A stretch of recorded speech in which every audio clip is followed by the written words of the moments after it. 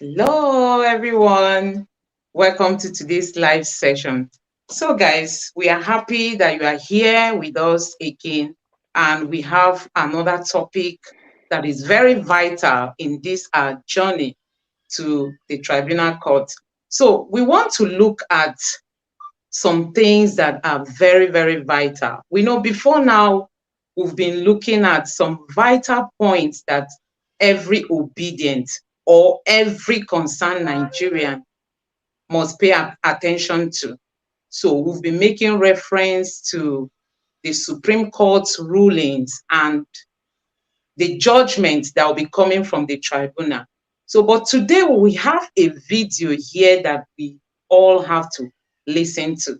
We all know who is on the screen. This SAN is equally an ex-president of NBA. We all know him that he's well read. But himself does not really have that full confidence in the judiciary as a result of some of the recent rulings that have come from the Supreme Court. That's to tell you that Nigeria is really sliding, even in our judiciary.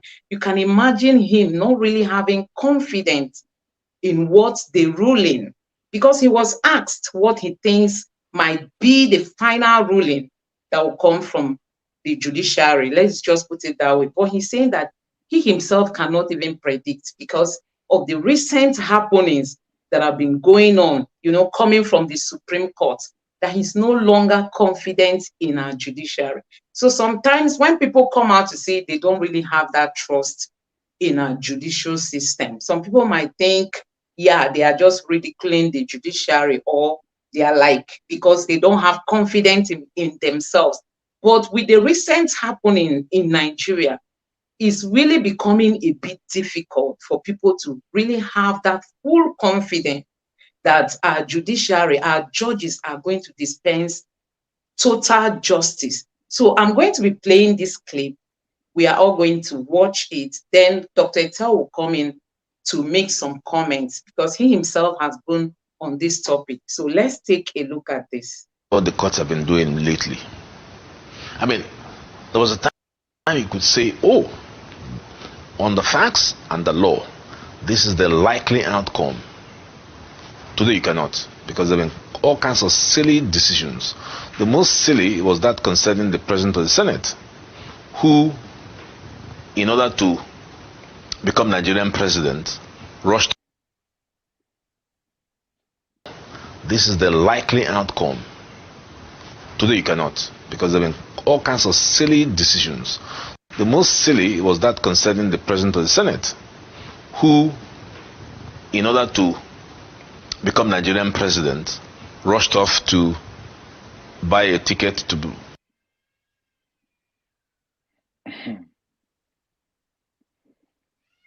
Why is this glitching? Clearly, to anybody who has any brain, including the justices of the Supreme Court, I might add, and they said no, that the man actually should be the senatorial candidate. That is the most ridiculous decision I've ever heard that the Supreme Court had delivered. So that's why it's difficult. Of course, I don't want to talk about the case of Imo State, where everything was turned upside down. So I don't have the sort of confidence that I used to have in the judiciary, and I've not been surprised if this thing goes one way or the other. I cannot forecast the outcome. I have the legal tools and the factual issues. So if I put it into my computer, I know what answer to.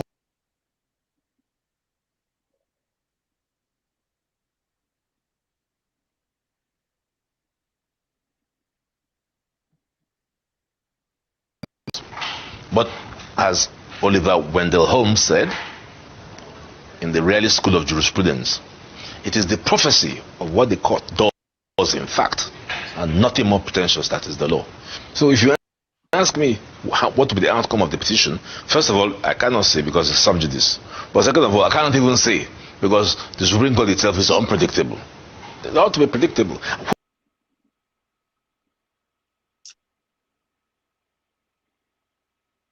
Or should their decisions now be subject to parliamentary review? It's an argument that is now growing in judicial circles. The confidence that is eroding for people to begin to think, what the hell, can't we do something to these people? That's what's happening. I mean, 7 men just come out, sit down on the chair and read something, and we say, okay, that governor is sacked. Why? Who are these people?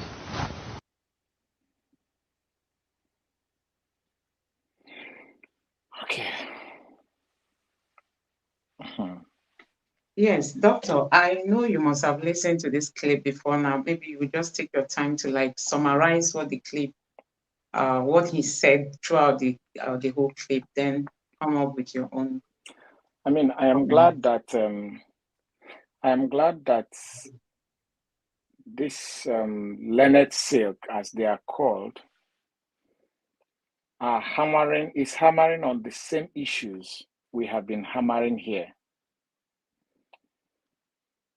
You heard what he said, that if it is on the matter of the law, the Constitution, the Electoral Act, that he can bring the fact, feed it into his computer, and he know the outcome it will give. And that's what we are talking for the past 2 days now. Why shouldn't it be so? Why shouldn't it be objective? Why shouldn't we project and say, if the law says this and you do this, you get this? That is what is called equity. That is what is called fairness. And that is even what you call social justice. That is it. If you are a parent and you choose the standard with which you treat your children, you are inviting anarchy. There is supposed to be a level playing ground for everybody. But it's like APC came and hijacked Nigeria. It is either the law goes their way or nothing, especially at the federal level.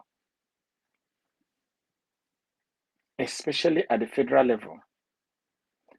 And it was also this same man that wrote INEC officially before election and said to INEC, regarding the issue of Abuja and 25%, please, can you people, hence you're going around educating people about IREV, beavers, election, integrity, this and that. Can you people explain what is the understanding of INEC regarding the FCT vote? Will a presidential candidate require 25% of Abuja or not? INEC refused to reply him. He came to this same station channels and raised the same issue to the hearing of INEC. INEC refused to do anything. Festus Okoye came to these same channels and they asked him the question that this man, Ulisabakoba SAN, asked. And Festus Okoye, who is a lawyer, said that is the responsibility of the INEC chairman. How is it the responsibility of the INEC chairman? Are you not the INEC commissioner in charge of voter education, one?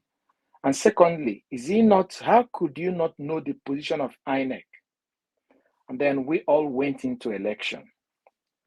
Now we are here asking whether and is conjunctive or disjunctive. It's become a very big issue. Is it conjunctive or disjunctive? And INEC has chosen to tie themselves with whatever APC got. APC is right in everything as long as INEC is concerned.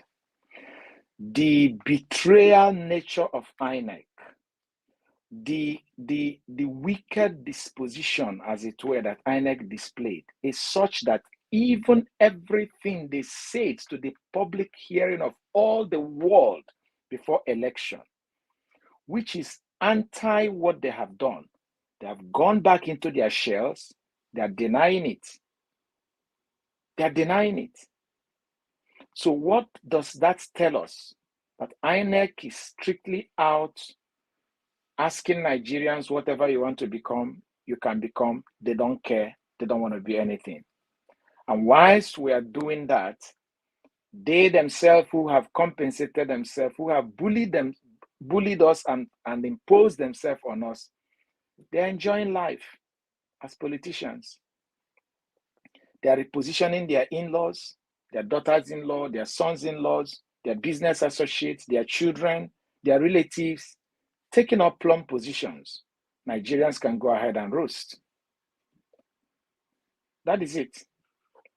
So it's really, really disappointing, to be honest. Is it not in Nigeria that our Senate, whilst Nigerians are losing their jobs because they can't transport to work, I am told that the Senate are appropriating holiday allowance to themselves. Holiday allowance. That is, you're going on a holiday and they're giving you allowance to make your life comfortable, to the detriment of all Nigerians. Have they asked them? Didn't I say it here? Was it on Sunday or Monday? I was talking to someone in Nigeria and he told me that I should please advise him on what to do. That he knows someone who is trying to do what? Sell one of his organs in order to raise money to feed his family in Nigeria today. People are shopping, looking for human organs to buy, kidney to buy, and what have you. And people are now subjected to that extent.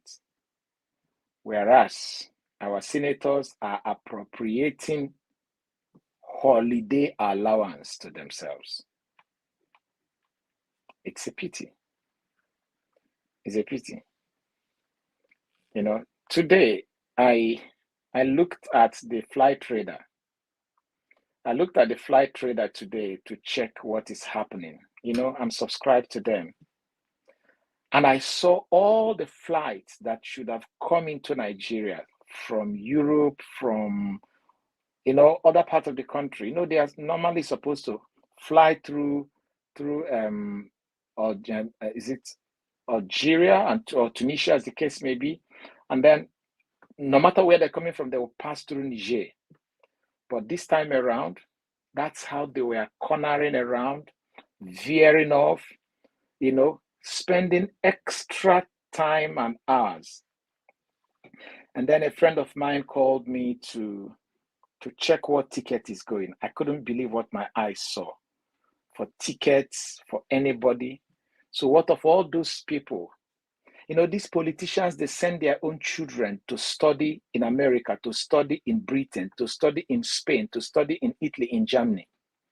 And there are few Nigerians that are struggling. So, okay, let me see if I can send my own son to get this quality education.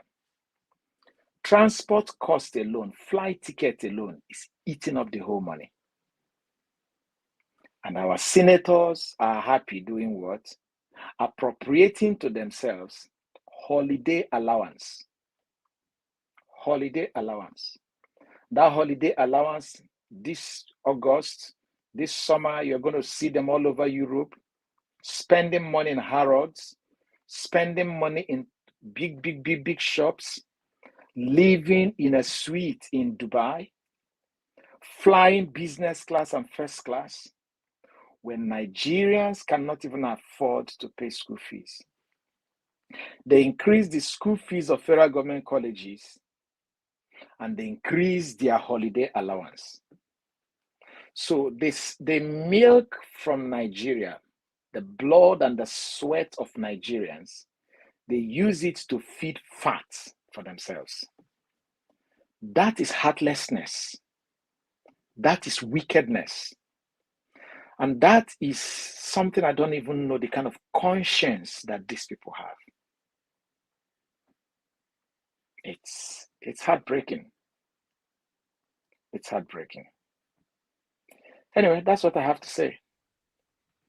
What Odisa Bokova just said now confirmed the fears we have been talking about in the past 2 days. To say that Labour Party as a political party and as a petitioner in this tribunal, they have by looking at the Constitution and the Electoral Act and everything, they have dotted all I's, they have crossed all T's. But our life and our hope is in the hand of the Supreme Court judges. They wake up from the wrong side, God help us. But I know our prayer can keep them and make them wake up from the right side. That's all I know. All right. Thank you. So, Doctor, it was really heartbreaking listening to what Dr. Abakba said in that video. You know, he was really blunt in his words. The way he put I it, can't he even was hear saying you. that, can you hear me? Can you hear me, please? Doc. Okay, so I was saying that Dr. Abakuba was very blunt in the words that he used. He was saying that we can't really trust the judiciary, considering the ruling for Lawal and that of Imo State. Someone might just say, how did they even come up with that kind of ruling? That the Senate I president. can barely hear what you're saying. Can you hear me? Yes, I can hear you very well. Gloria, I hope you can hear me, right? Gloria, can you hear her, please? Just nod your head. Can you hear her? Hi, Gloria. Can you I just hear started me? hearing you. Okay. I just started hearing you. It was breaking. Okay, maybe it's my network. I don't know. Well, my mic is on. So I was saying that I love the But way I can that. hear you now clearly. Okay, I was saying that I love the way Dr. Abakuba spoke in that video. Although I don't know, maybe network was the issue why it didn't really play very well.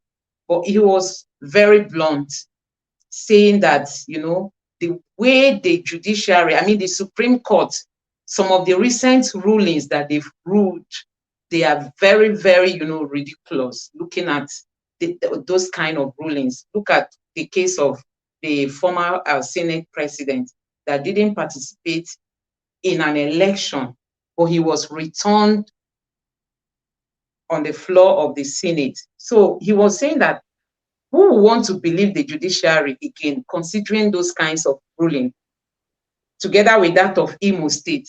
So he himself, he said, the confidence is no longer there. He does not even have confidence in the judiciary. You can imagine somebody in his caliber, he doesn't believe in the judiciary. He said the confidence has eroded. People do no longer trust our judicial system because of all these rulings. So that brings this question that, do we really think these people will be fair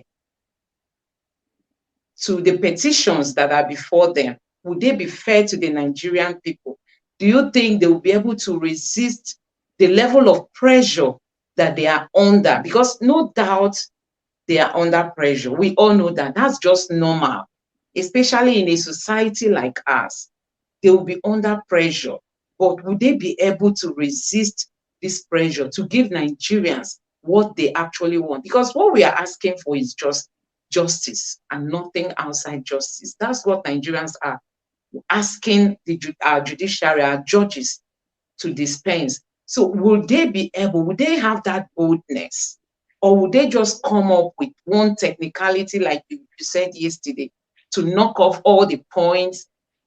Some people, I went to my comment section, I saw what people were writing. They were like, there is no way the judiciary can rule otherwise. But from what Dr. Abakuba just said, anything is possible in Nigeria. Because I decided to bring up this video. Let it not just be that it's Dr. Tel that I've been seeing something like that. You can hear it directly from somebody who is also into the system. He's not outside the system, he's into the system. That's where his profession is. But he does not trust our judiciary. They can just wake up and give a ruling, especially at the Supreme Court. You can't challenge it. Once that ruling comes up, you cannot challenge it. And what one might be asking, what should we, the Nigerian people, do at this moment? Dr. Tia, I don't know what you have to say as to summarize this point before we move over to that of the Senate president. That's nothing else to summarize other than to say that I saw a petition that was, I think, filed on behalf of Fashola, by his lawyers that there's an allegation against him that he's currently writing a judgment that will be delivered.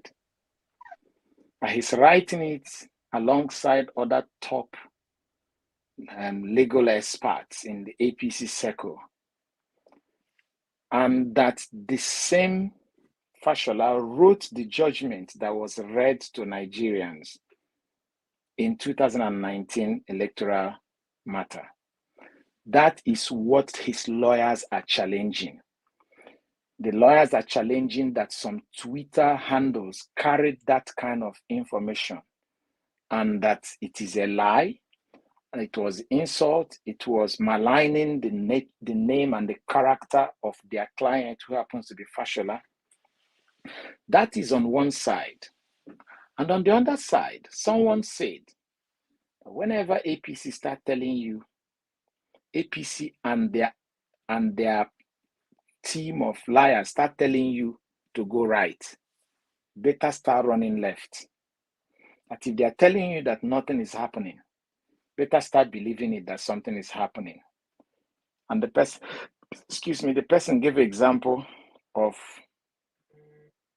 Tinubu, who told us in 2012 that Jonathan cannot afford to remove subsidy. That is a punishment to Nigerians. And then APC, when they were campaigning in 2015, they said they don't understand what is subsidy. Only for him to tell us now that he's the president. But he never believed in this whole thing. He's always campaigned against it, that he needs to be removed. Did he remember that he said something against Jonathan? So that is telling you go right, and then he's moving left. And then secondly, they told us they're going to hit the ground running. You can see how well we're running. We are running well with our fuel subsidy. We are running well with Naira floating. We are running well with the change of mind that they're going to give Nigerians 8,000. And then we are running well with telling Niger we're going to strike in 7 days' time and all those things. But that notwithstanding again, you also remember that there are accolades in this whole thing. INEC told us time without number, there is no going back. IRF has come to stand. We cannot renege. We cannot shoot ourselves in the leg. What did they do? They did exactly opposite everything they said.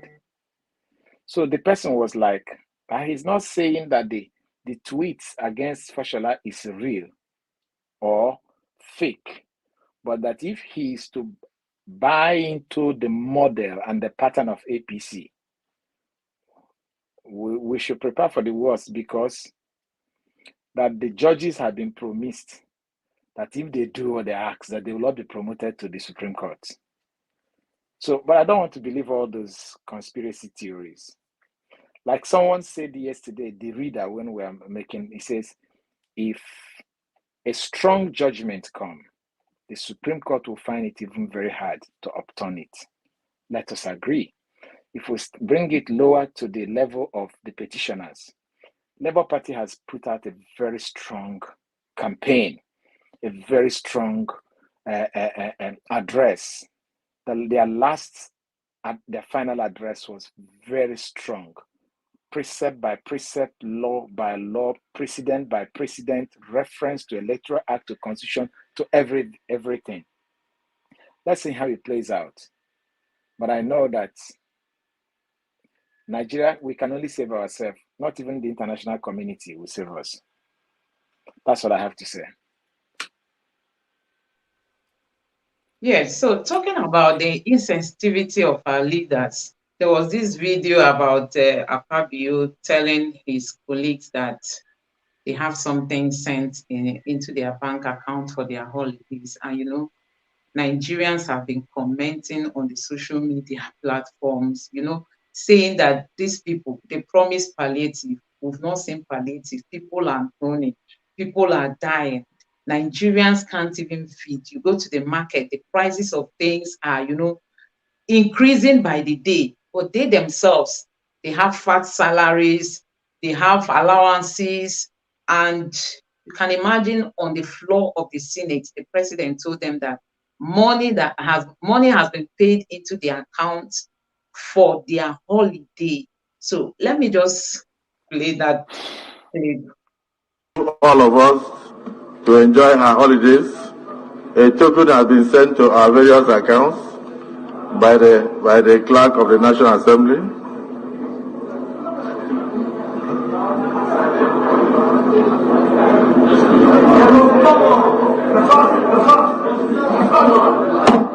I will not. I withdraw that statement. In order to allow you to enjoy your holiday, the Senate President has sent prayers to your mailboxes. I send prayers to your mailboxes to assist you to go on a safe journey and return. This Senate.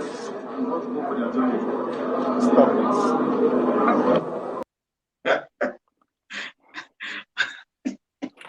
He withdrew his statement. Did he withdraw the money? He withdrew his statement, but not the money. And note, it's not the money that is my concern. It says to enjoy your holiday. Nigerians are looking for a means to eat at least 2 out of their 3 square meal. Nigerians are looking for a means to pay for the school fees of their children. And the Senate President is loading money through the clerk to the accounts of senators so that they do what? Enjoy their holiday. It is not their statutory salaries.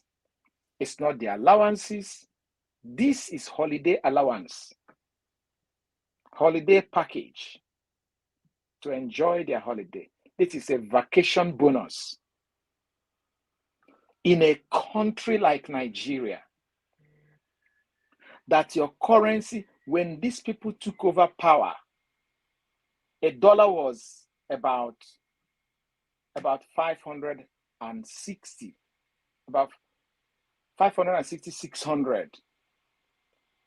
In the parallel market, it was almost getting to 700.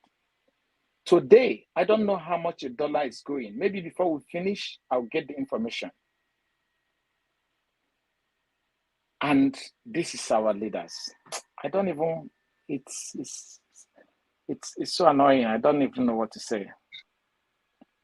So talking about the abnormalities happening in Nigeria, we also have this clip that is really so touching to watch.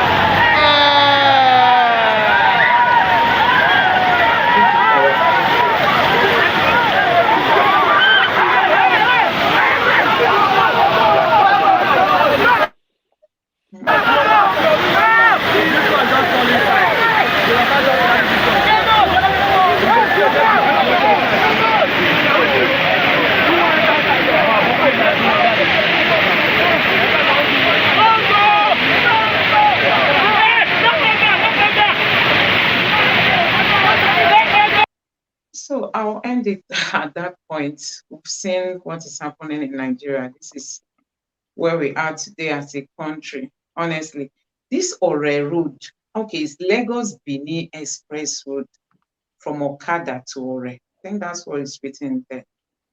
Honestly, if you are traveling from the southeast going to Lagos, the road is always very, very bad, as in the state of that road is always bad. Is it that they don't work on it, or they work on it and then it equally gets bad again. I don't really know, because right from time I've always known this route to be bad. I don't know. And I just hope that these our senators get to see this video. This is what Nigerians are experiencing. You can imagine the lives of people being put to danger. Look at these people. I just hope they survive this incident. Doctor, please just say something. You're saying if they see it, they only see it when it's an opportunity for them to use it to reward the contract, reward the contract, and then collect more money and put it in their pocket, because it's a settlement kind of thing for them. I saw one like that some time ago, where the governor of Edo State was trapped in a pool of water like that. It was not this ferocious, as it were, but not just that they see it, they encounter it. That's why the Senate president is giving them money, because they need to fly first class and go out of Nigeria to go enjoy their lives. And then come back. Do they travel from Benin to Lagos or Benin to Abuja? No, they fly. They fly. They don't go by road. Their children don't go by road. Their children fly. So their slaves, Nigerians, can afford to, their lives can afford to get wasted. It's not their business. They don't care. I can tell you that. How do you think Abagio and the 100 Thieves will react to the task of reviewing judicial pronouncements? Make we laugh small. Indeed, I've laughed, so let's move on. Yes, let's move on. Indeed, it is, what did you call it again, happening in Nigeria? What did you call it? It says absurd abnormalities happening in Nigeria. That's indeed what it is. I just checked online now. Surprisingly, you can't believe it. A dollar is going for 920 naira today. A US dollar is going for 920 naira today.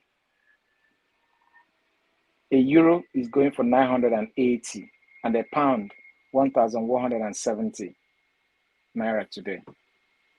And our leaders are good. It's a pity.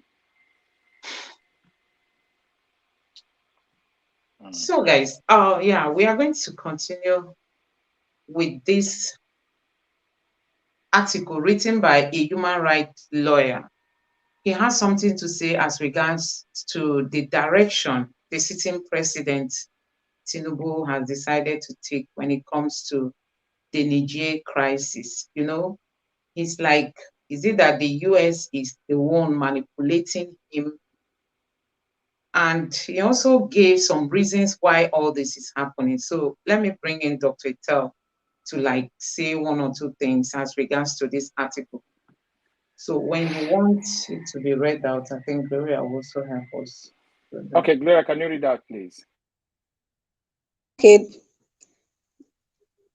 This one here says, why is the US legitimizing unconscionable unconstitutionality that wouldn't stand in the United States, more so when a lot of taxpayer funds were invested in Nigeria's election systems? However, the problem with Tinubu is far worse than a flawed process. It's the person. The United States, more than any other country, has the receipts of Senator Bola Tinubu's reported narcotics involvement, suspected ID theft, multi-million-dollar money laundering through New York property acquisitions, alleged forgery over a quarter century in a serial crime spree in the United States. He has no record of existence prior to suddenly appearing at a community college in Chicago, then ending with a $460,000 money laundering forfeiture for narcotics trafficking in a US district court in Chicago. Why is the Biden administration again engaging in cognitive dissonance by denouncing the Nigerian election? Can you hear me? Sorry. Let's go ahead here. Why is the Biden administration again engaging in cognitive dissonance by denouncing the Nigerian election rigging and embracing the rigor like Obama did in sanctioning Boko Haram terror leaders, but not Boko Haram terrorist organization? So Why true. exactly Go ahead. Why exactly does the United States want a Nigerian proxy war with Niger? And why would a newly installed president facing nationwide protests and strikes for gas price hikes want to invade another country barely 2 months into office? Or really, why would the United States, which invaded a country to imprison drug lord Noriega, ask a drug money laundering lord to invade a small French-speaking West African country? Okay.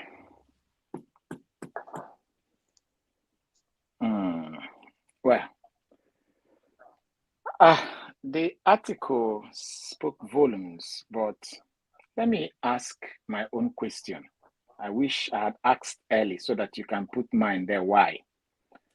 Why wouldn't FBI give us this person's record that they have?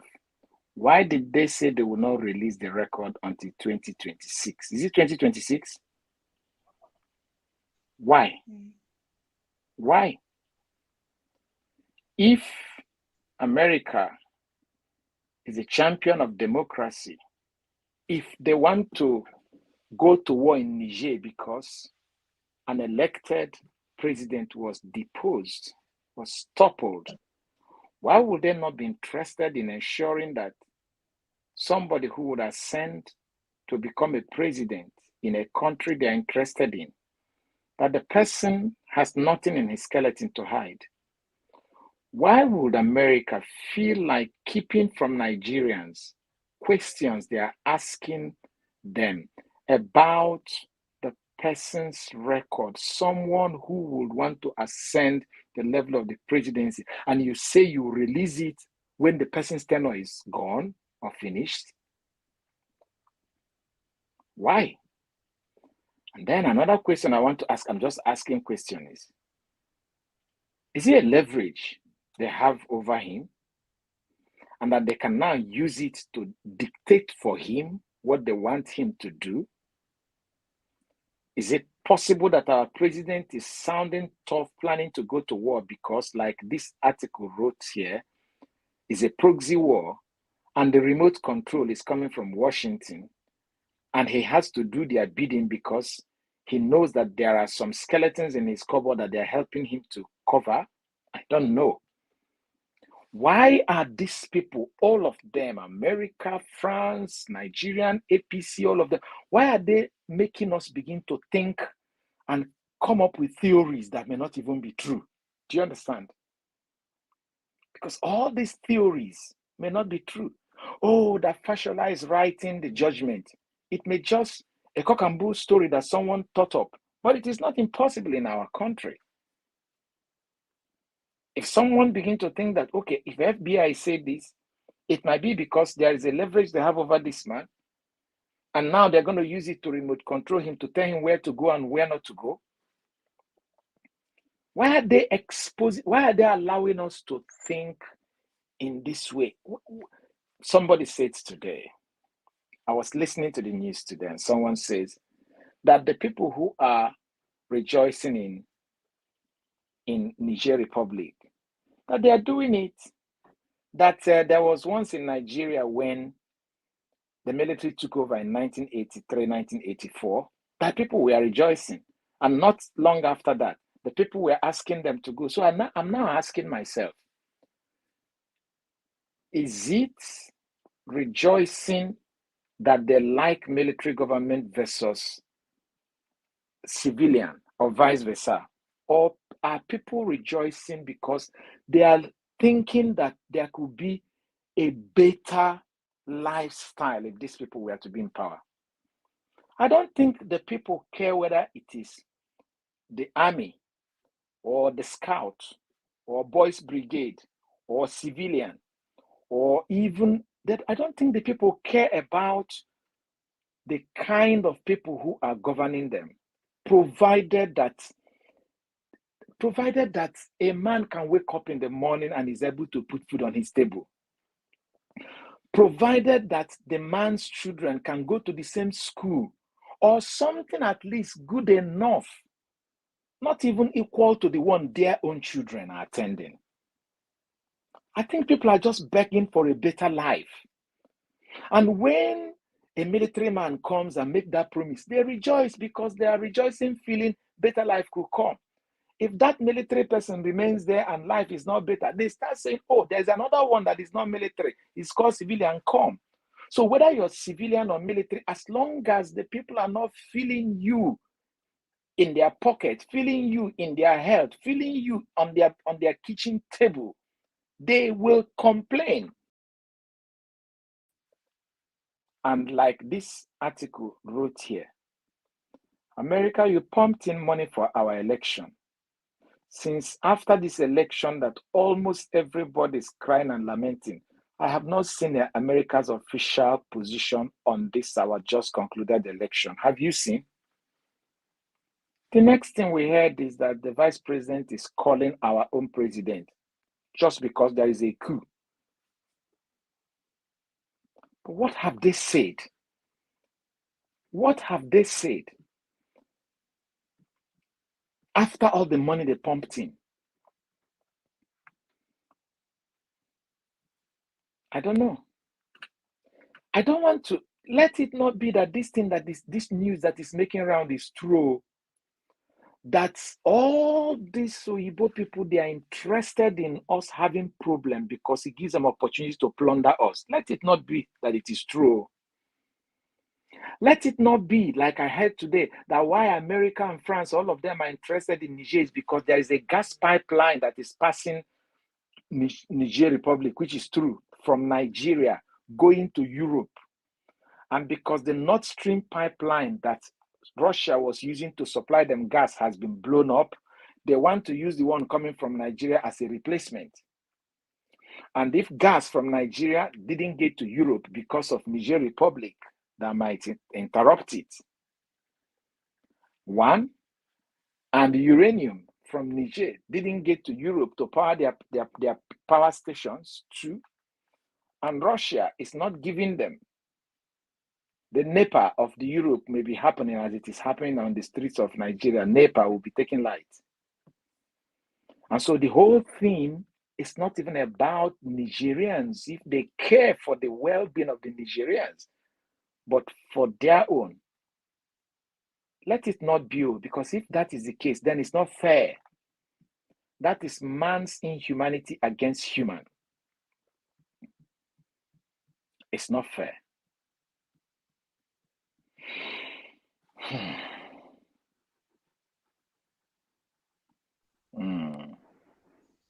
So, Doc, you made mention of the US saying that they are not going to release the records of our president until he leaves office. Can you explain to our viewers the implication of this?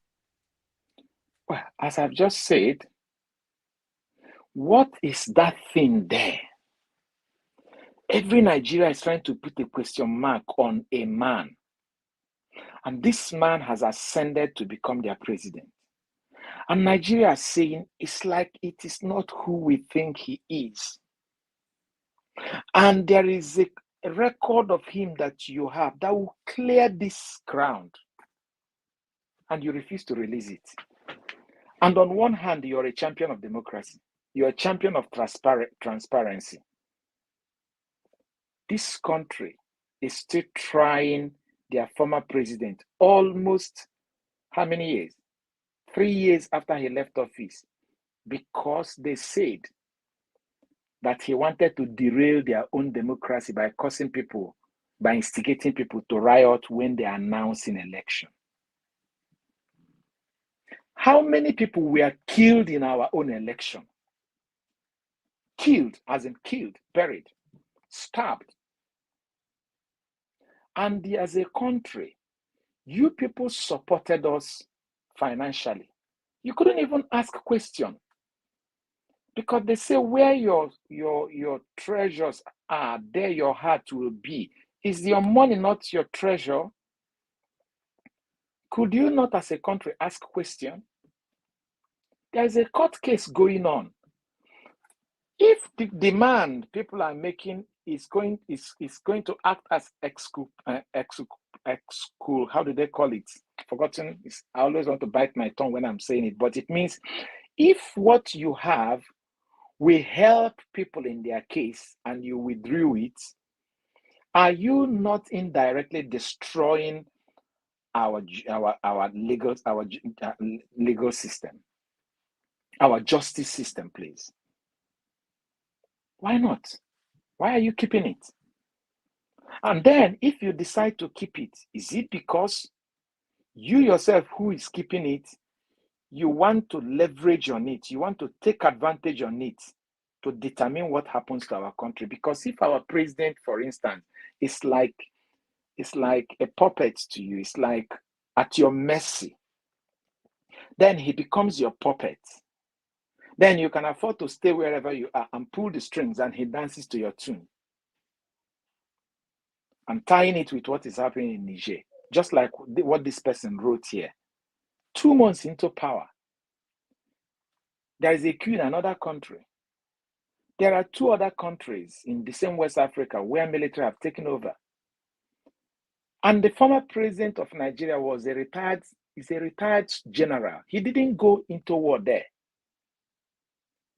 And you took over as a civilian all your life and you want to go into war. Is this someone that is remote controlling our president, or is he just doing it out of his own? I don't know. If someone is remote controlling him, it means that our president is trying to fulfill the interest of another country, not even Nigeria. When your fellow Nigerians are starving and suffering. So that is my take. That's the way I see it. So, Okay, I don't Doctor, I know. have a quick question. Yes, go ahead. Yes, but it's actually concerning the judiciary. I'm beginning to wonder, since there are many speculations, and then from the video we saw, people are actually beginning to say they don't really have much confidence on our judiciary. So my question is there a way that the judiciary can be purged? Like, I don't know if there's a way that we can actually work on the judiciary, that before they actually give their judgment, for it to be that they are actually an independent body that can actually work on their own, so that at least we can know that whatever they are giving is actually just, not just that okay, we are just praying. Like I asked the other day, I know we are praying, I know we are actually calling on them. So my question is that, is there a way that the system can be forged to ensure that they do the right thing? Well, the only person that is capable of doing it is the person that people are afraid that they may be working to protect. Because we're a constitutional democracy. The constitution is spelled out how things will go. But I do strongly believe that it might not look like it's making impact. As we keep on raising our voice every now and then on different platforms like this, they're hearing. They are hearing. I believe so. Because anyone who thinks of going to confront them, they will just open their bullets. Is it not how many people that the Lagos state say they want to go and do mass burial for after EndSARS riot? After they have denied that people did not die, they have now accepted that these are dead people that military picked. So Nigerians actually died that much that military were just driving and dead bodies were on the street and they were picking them. And did you even hear the amount of money they're going to use to bury one person? It's more than 500,000 naira per person. Why not release these people to their family and even give them the compensation as 500,000? Why? More than 500,000 to bury one person, mass burial. After you have denied that nobody died, now you've come to accept that the police were picking, the military were picking dead bodies, that much dead bodies. So it's like, flies from the sky dropped, and then the next morning they were human beings. Why does it look like we are cursed as a nation? But indeed, we are not cursed. It's just unfortunate that we have wrong crop of people in the power. But that thing will change one day, somehow or the other. That change will come, and we will get a leader that will purge the system democratically, constitutionally, legally, judiciously. And it may not be far. It's like we have reached our wit's end. And God may just intervene and help us. And maybe a man like Peter Obi will come in and bring the change we desire. Even if he didn't, we could be proud to say, we thought he could. We voted him and he failed us. That is different from someone who dumped himself on you and yet he did not perform.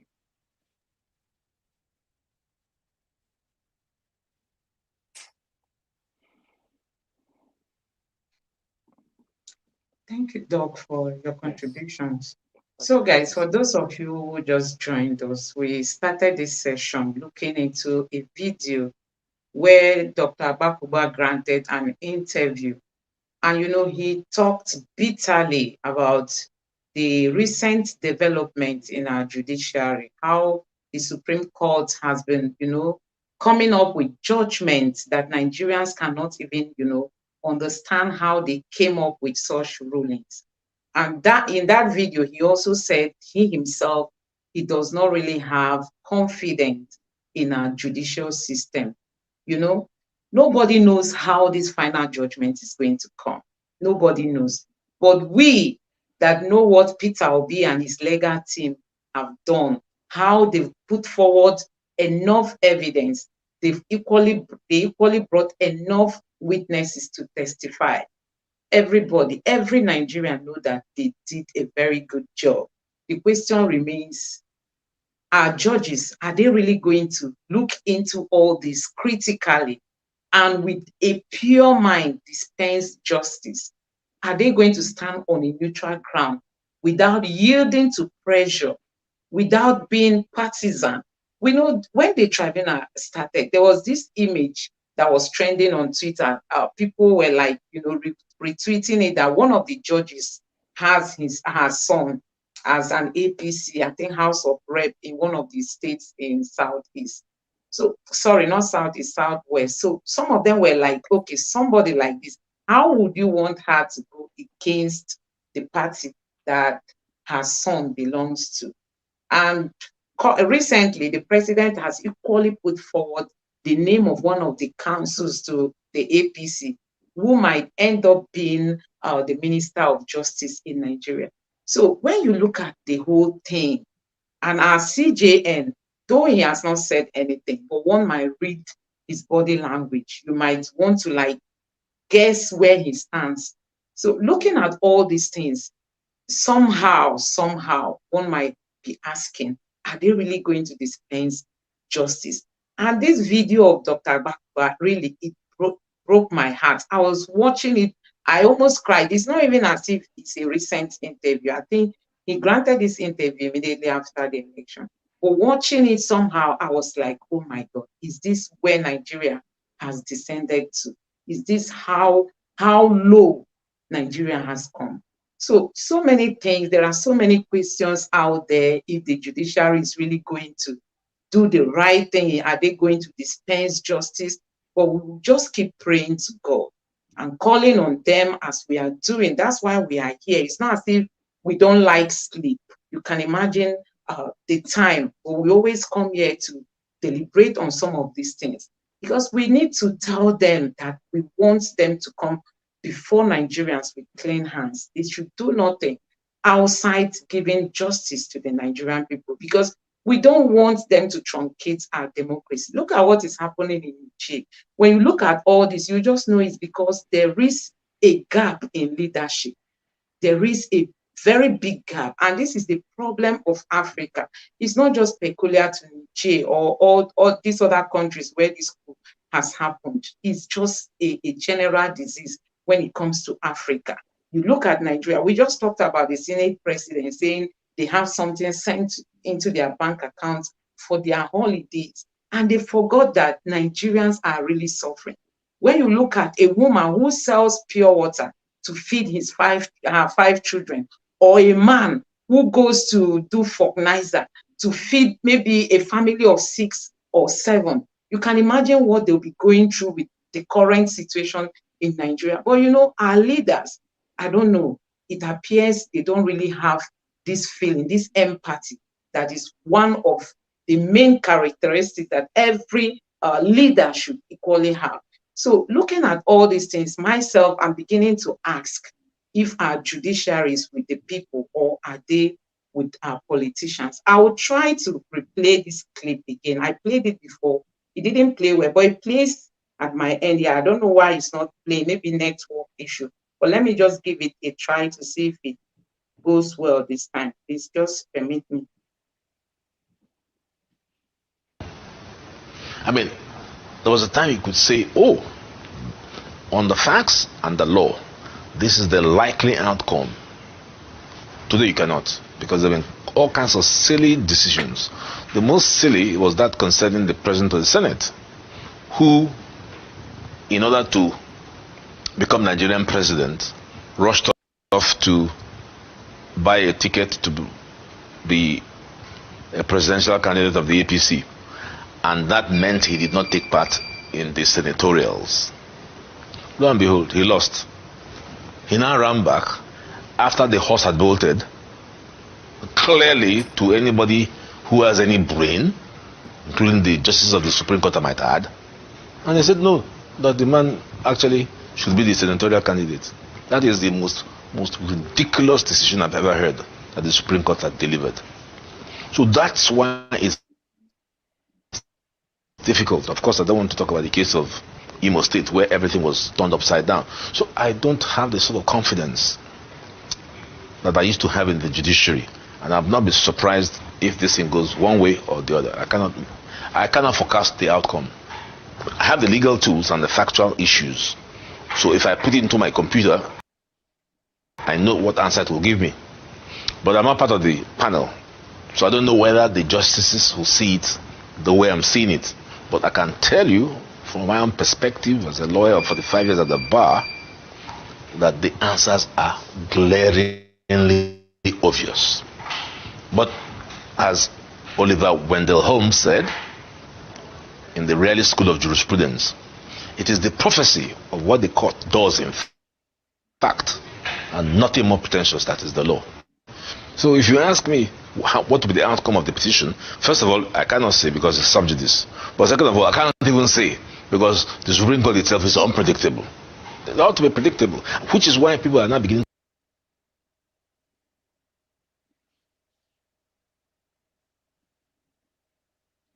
So he said the Supreme Court is unpredictable.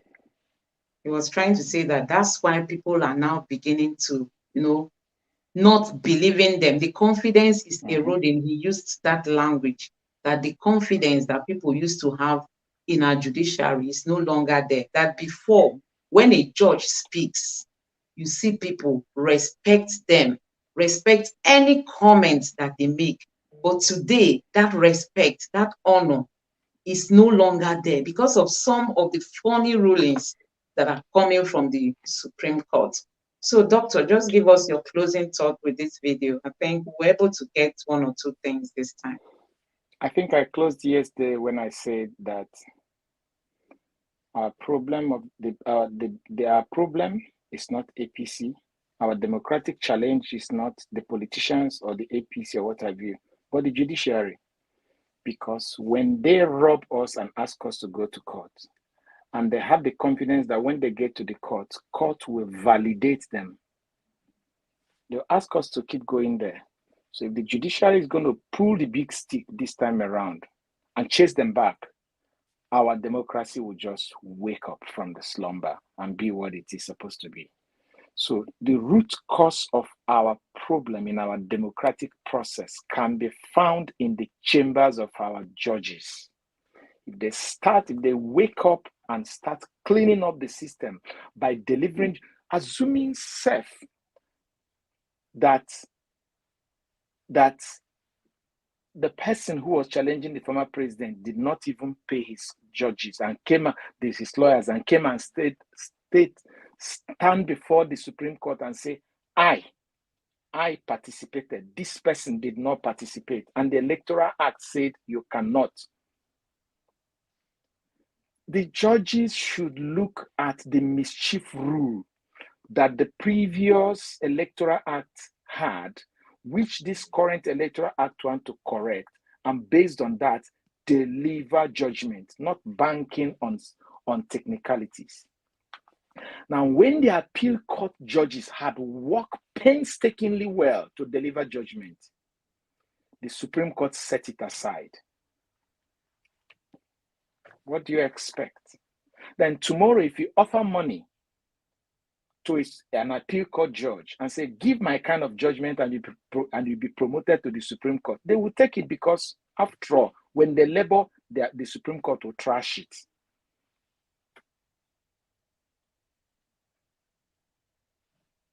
So I still believe it. I've been saying this for time since April this year, that the judiciary is the problem of our democratic process, because it is them that endorses, it's them that provide a safe haven for these people that are robbing us. They protect them. It's like when you have all those lawyers who represent drug barons. If those lawyers are not existing, those people who are into the drug industry will be a little bit afraid. But they have top lawyers, top law firms that will handle their case. That's it.